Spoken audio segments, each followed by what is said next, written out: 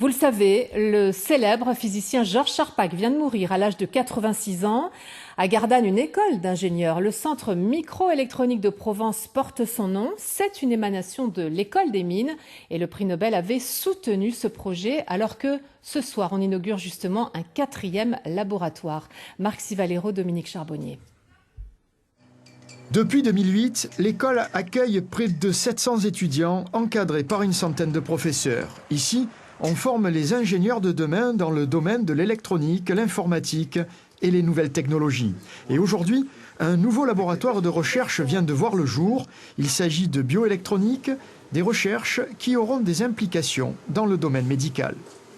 Le travail que nous allons faire ici, les recherches de pointe qui seront faites, devrait déboucher dans les années à venir.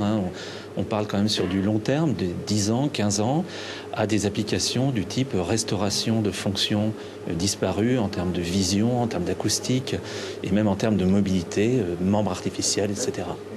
Cette nouvelle école, le physicien Georges Charpak avait usé de toute son énergie pour soutenir sa création. Le 30 janvier 2006, il avait fait le déplacement à Gardanne pour assister à la cérémonie officielle de la pose de la première pierre.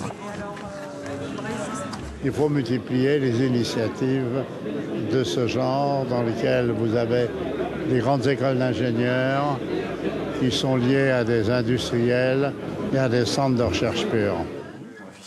Il reste quelqu'un qui essaye donc de démocratiser un petit peu la recherche à travers l'action, la main à la pâte, et d'essayer de rendre la recherche accessible à tout le monde.